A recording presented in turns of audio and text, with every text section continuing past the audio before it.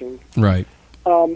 Those wounds actually healed within 30 hours to nothing but barely visible scars. The fluorescing lasted for, a good 90 days. But in order to help me, MUFON suggested, why don't you go get hypnotic regression? Because sometimes that, that'll answer some questions. If it's a dream, if it's not a dream, it'll answer some questions. So I was talked into doing that, and I actually ended up with a person named Deborah Lindemann, who was a local hypnotherapist that worked with MUFON. And I remembered, I recounted everything that happened, and I remembered all these symbols stuck in my head. And now you have to understand, I'm a best-selling author, but I can't spell or punctuate worth a darn. That's what spell check is for.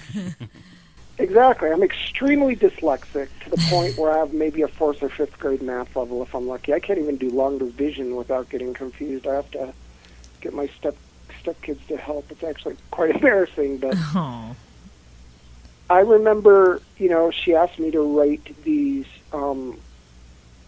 symbols on a piece of paper. So she gave me this big, huge tablet of paper and a marker. And within maybe 15, 20 seconds, I wrote out this huge, long, paragraph of these very complex equations. One of which was an element, an electron structure for an element that didn't even exist at the time.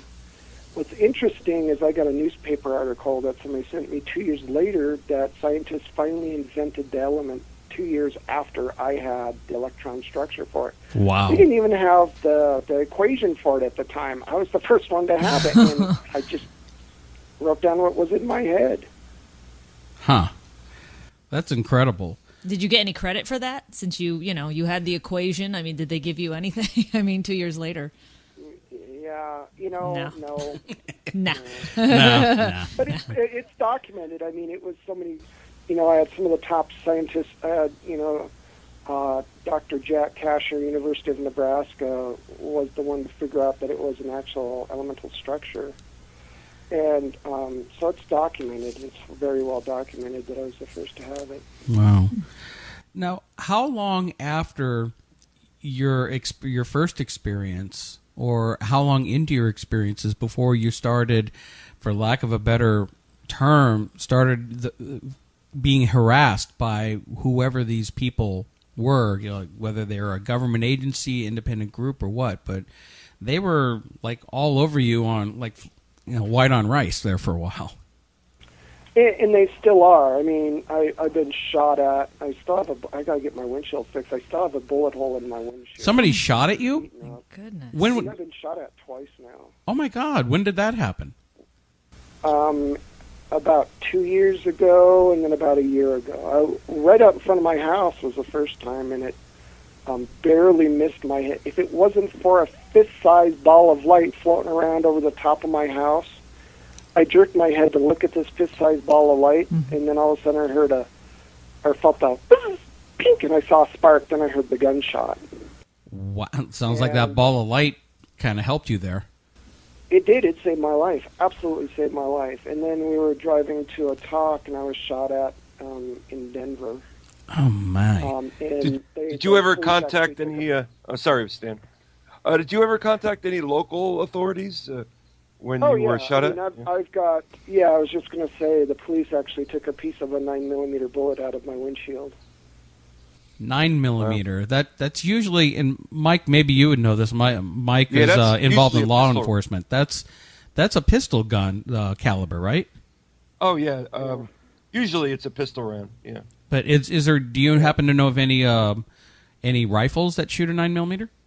Oh yeah, sure. There are, but they wouldn't be used for like a sniper rifle or anything. It'd be pretty ineffective at any kind of range. And see, that's what I thought. Yeah. That's strange, Stan. But it's a 9mm nonetheless, and somebody did shoot at me. The first one had to have been like a rifle because it whizzed by my head and just barely nicked the hair on my ear. Before it sparked off the road, 5 houses down. And then all of a sudden I heard the bang. and it was so loud that, you know, the neighbors came out. And see, I've been beaten up. You know, I moved to Colorado Springs and got beaten up there and told to shut up. And we found wiretaps, and we put surveillance around our house, and, you know, I've got videotapes. And I've got, everything is documented, everything, every incident, everything, every time I've been harassed or threatened, all the, you know, break-ins we've had, all the, you know, in fact, just recently, the phone company found a wiretap on our phone. Just recently? So, really? Yeah. We had a friend of ours, a friend of the program, who came on one of our first interviews, who Bruce Pearson. He was a broadcast journalist who back in the 70s had a UFO experience near an Air Force base, and he actually talked about it on a couple of radio programs, including Coast to Coast. And he got a phone call one night right after a show, and the same thing. Somebody got on the phone and told him he better shut up. And, you know, being Bruce, he pretty much told the guy to go stuff himself, until the guy started telling him what his daughter was doing that day at school and started giving all this information to intimidate him. And Bruce's whole reaction to it was, well, screw it. I'm going to scream from the rooftops then. You're not going to shut me up. That's going to be the way to fight him. So, I mean, I've read, of course, in your books, you've recounted the many different times that people have contacted you, broke into your home, you know, and now we're hearing all this new harassment. You know, it seems like if they really wanted to shut you up, it could have. There could be easier ways to do it, but yet I don't know. In my opinion, it almost sounds like they're inept because they've had 10 years to do something. Well, see, here's the thing, and yes, they could have, but what your friend did is probably the smartest thing he could have done, because the thing they don't want, the thing they want the least, is a martyr. And so if you start talking about, I honestly think that's what saved my life, because first of all, I literally grew up in the hood. I grew up with the Bloods on one side and the Crips on the other, and in Southwest Denver, and I've got stab wounds from growing up, you know, in this neighborhood. So, you know, I had to learn to defend myself. So, you know, stuff like this wasn't, although it's scary, it's frightening, I'm pretty stubborn. And so when this started happening, it's like, honestly, if a Men in Black came to my door, I'd probably try to knock him over the head and tie him up and hide him somewhere. You know, because storm in a basement and do some waterboarding and getting some information out of them. See, that's how I am, because you know, there's some theories that some of these Men in Black, and I've not really experienced the Men in Black more than I've experienced the military types. You know, the guys that are clean cut with perfectly pressed pants that, you know, there are like 5 of them come out and jump me and try to beat the crap out of me and tell me to shut up. What now? I got the impression from your accounts that you might even actually have been dealing with more than one group. There almost seemed to be a group that they acted like they were trying to help you, but you know, they always were. The way they were acting was like the bad guys, but it definitely seemed like more than one group was involved. Absolutely. What I've learned, and it's going to be in my next book, is there is a war going on, literally, within our own government. There are some bad guys out there, as well as there's good and bad out there, just like there's good and bad here. There's some bad guys that are trying to take over and trying to manipulate even the government. And there's some good guys out there that are saying, no, this isn't going to happen. And the same within the government. You know, we were talking about how inept this seems to be. But honestly, and we've run into this a lot, that I call them white lighters. There are good guys in the government that are supporting what I'm doing, and they're going out of their way to make sure that, you know, that I'm safe and somewhat taken care of, because they know how important the message is. Because the message that I have, honestly, is for everybody, even for the guys that shoot at me and beat me up. They're the ones I want to try to reach the most. Because I now know what's going on and what's going to happen and where we are as a race. And it's very important. We're at a very pivotal time in our evolution. We're at a crossroads right now. And we can either be taken over by this this evil, whatever you want to call them, or we can learn from our experiences and become enlightened and move on. And so that's what this is about. You know, and that's something I've been hearing a lot in a lot of different circles, not even just from, you know, people like yourself who have dealt with the abduction phenomenon or dealing with these beings. I've talked with psychics and other people who feel like we're on the cusp of this major change. Myself, it scares the hell out of me because I don't really have a lot of faith in humanity at the moment, because it seems that, you know, greed rules the day and people rule by fear. And let's face it, nobody wants to change. They want things to stay status quo. Pump the oil, get people to buy and consume, and stay in your little lives. That's because they're lazy. Unfortunately, things are going to have to... The system's broken, and the inmates are running the sanitarium, literally. And so you can't fix it, you have to replace it. And it looks like there's something that's been here manipulating the human race for quite a while, trying to gain control. And, you know, let's face it, the government made some mistakes and made some treaties with the bad guys. And there are two sects that I understand that are trying to control and maybe wanting to take over the human race.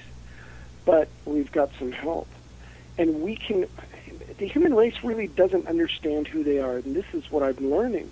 And what I'm learning is so beyond what I could have ever imagined ever, you know, before I had my experiences.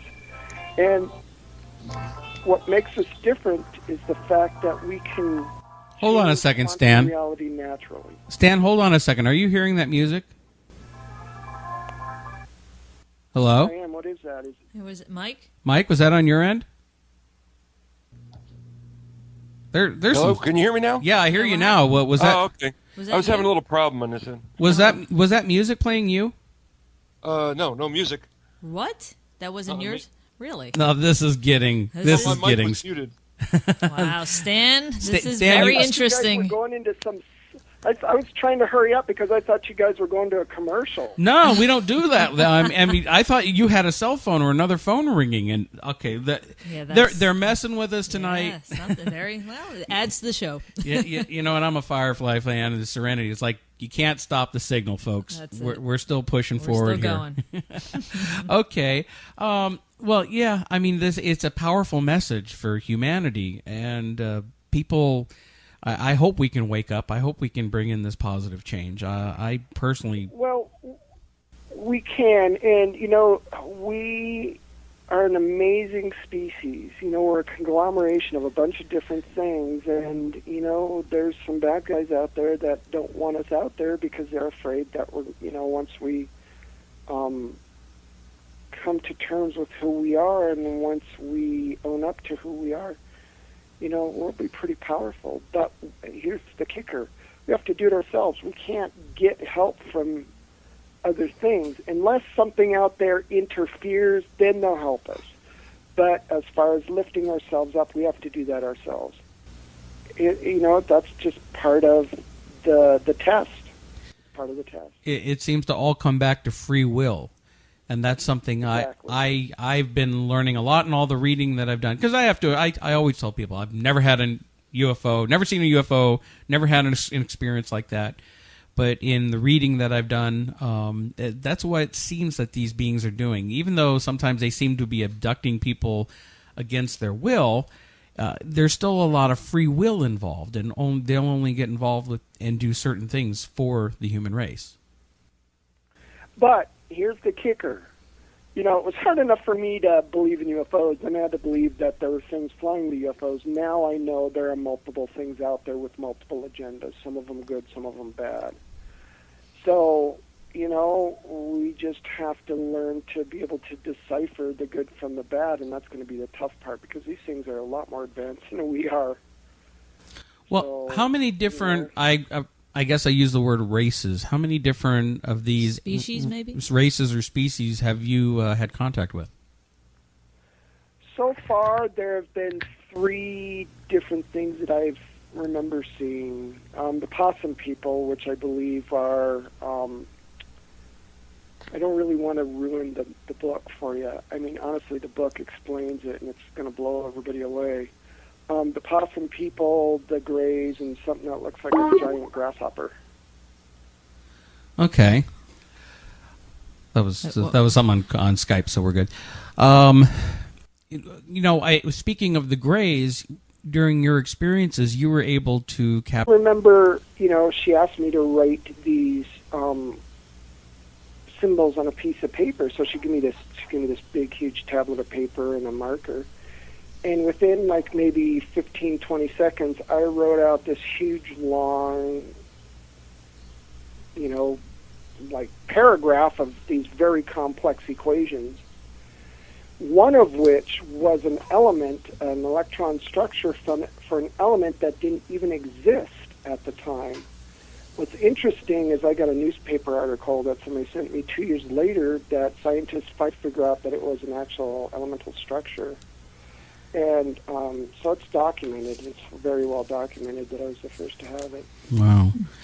Now, how long after your first experience, or how long into your experiences before you started, for lack of a better term, being harassed by whoever these people were, whether they were a government agency, independent group, or what, but they were like all over you on white on rice there for a while.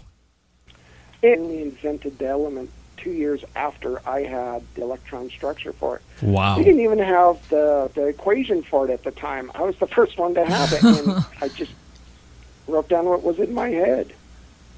Huh. That's incredible. Did you get any credit for that, since you had the equation? I mean, did they give you anything? I mean, 2 years later. Yeah, No. no. Nah. No. But it's documented. I mean, it was so many, I had some of the top scientists. I had, Dr. Jack Kasher, University of Nebraska, was the one. And I remembered, I recounted everything that happened, and I remembered all these symbols stuck in my head. And now you have to understand, I'm a best-selling author, but I can't spell or punctuate worth a darn. That's what spell check is for. Exactly. I'm extremely dyslexic to the point where I have maybe a 4th or 5th grade math level if I'm lucky. I can't even do long division without getting confused. I have to get my stepkids to help. It's actually quite embarrassing, but Right. Those wounds actually healed within 30 hours to nothing but barely visible scars. The fluorescing lasted for, a good 90 days. But in order to help me, MUFON suggested, why don't you go get hypnotic regression? Because sometimes that, that'll answer some questions. If it's a dream, if it's not a dream, it'll answer some questions. So I was talked into doing that, and I actually ended up with a person named Deborah Lindemann, who was a local hypnotherapist that worked with MUFON.